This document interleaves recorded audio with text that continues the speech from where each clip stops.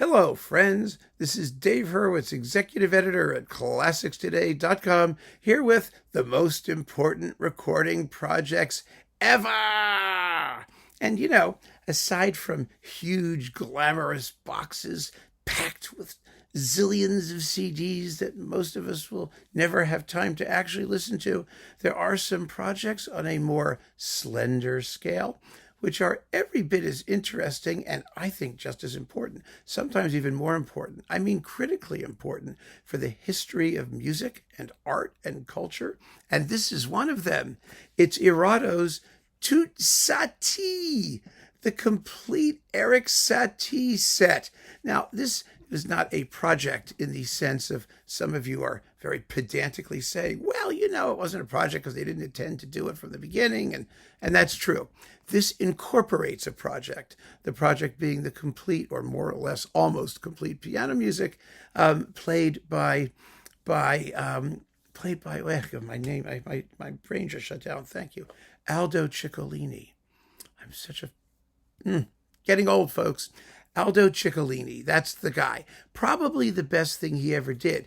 EMI released a huge Aldo Ciccolini box with the complete Beethoven sonatas and other things in it, but he never made a better recording than the complete Satie, and it was important, or the mostly almost Satie. They've supplemented it with some other pianists in here and made some substitutions with Thibaudet and who was it, Queffélec and some other people like that. It's okay. It's all here. And my, oh my, what an important figure he was. Satie's dates were 1866 to 1925. He was the anti-Wagner. I mean, that's really what he was. As most of you will probably know, he is famous for the Toi, Gymnopédie. Gymnopédie became the Geritol commercial. Da da da da da da da da da. You know that thing, right? Bum bum simple harmonies, a simple melodic line, a couple minutes long, and also for giving pieces wacky titles like Desiccated Embryos and Flabby Preludes for a Dog and Sonatine Bureaucratique, Sports and Divertissement. I mean, they're just wonderfully charming, but the music itself is witty, neoclassical. It builds actually on the salon music of all people, Rossini, his Sins of Old Age, which do a lot of very similar things before Satie even got going. But he had a tremendous influence on the group of composers known as Les Six, the Six, including, people like Honegger and Honegger, if you want to call him that, and who are the other Les Six? Poulenc and there were a whole bunch of them. I mean, they were very famous. Let me find out. Let me just get the names in a list here. It's so nice to be able to do this at my computer. Les Six. There we go. Composers. There they all are. It was the name given to composers. Yeah, I understand that. Let's see. Here we go.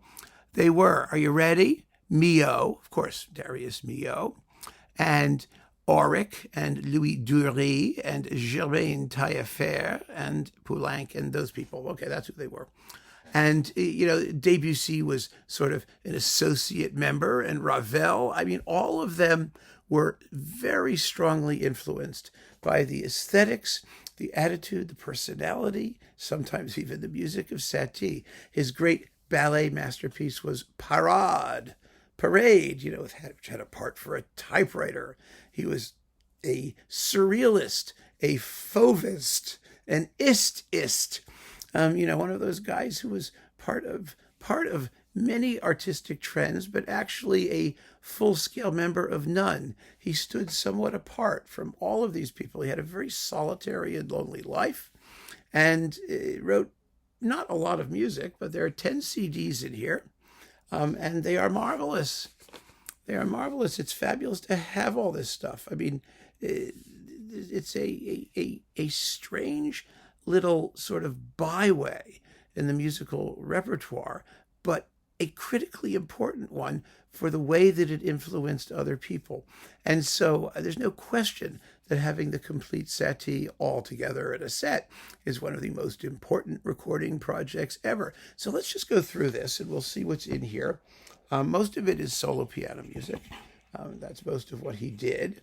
And the rest of it is occasionally an orchestral piece popped out. So we've got orchestral works and ballets. A lot of things were arranged by ballets. A lot of things were orchestrated by others. The Gymnopédie numbers 1 and 3 were orchestrated by Debussy, for example, famously. And you've got pieces like, Sonnerie pour réveiller le bon gros roi des singes.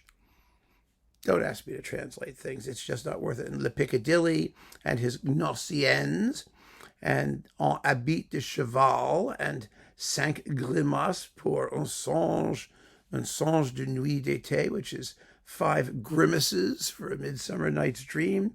La Belle Excentrique, musique d'ameublement, furniture music, whatever that is. Relâche, Mercure, les Pantines dansant. These are all pieces arranged for ballets. Then you've got Parade, and then you've got Socrate, his last big piece on the death of Socrates. Beautiful masterpiece. One of the largest pieces he ever wrote.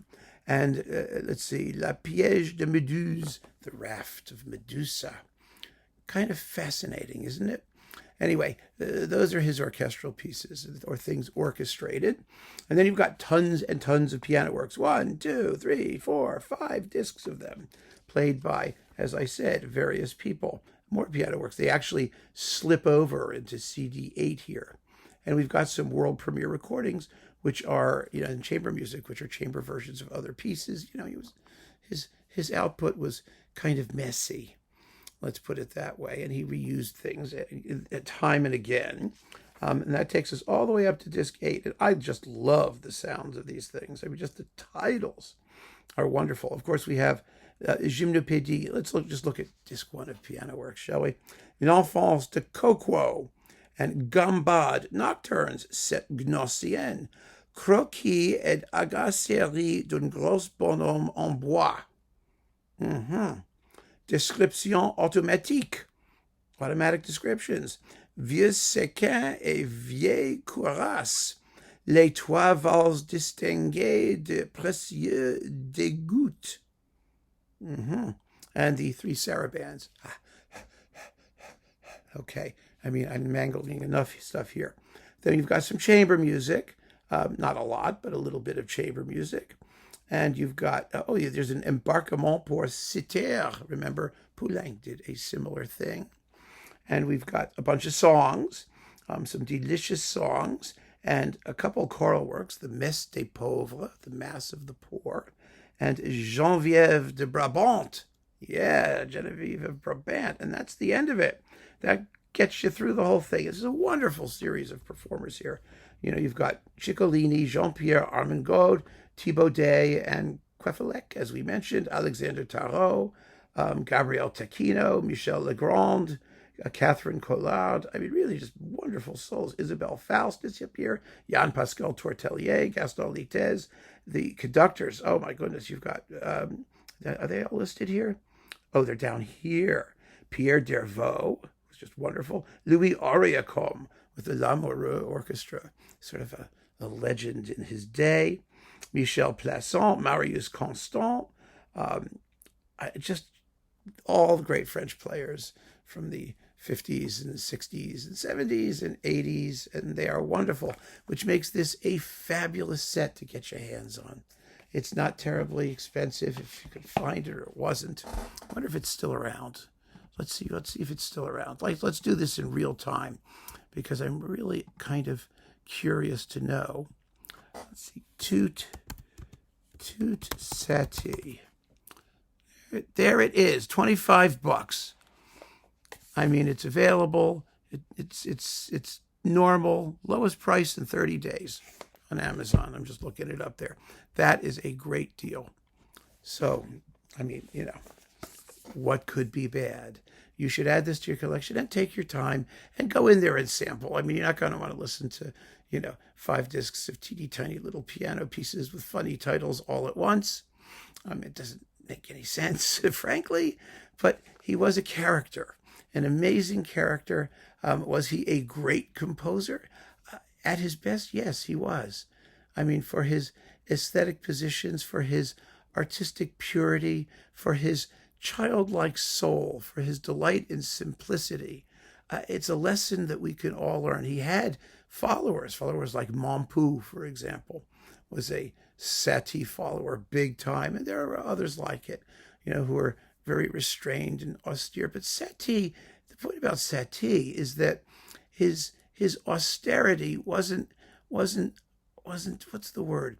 Well, desiccated, as in his desiccated embryos. His austerity was a challenge.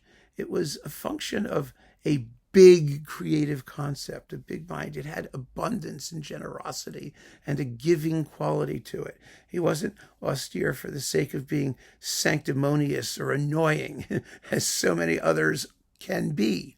And for that reason, I think his output is really special and delicious, and we should celebrate it as much as we possibly can.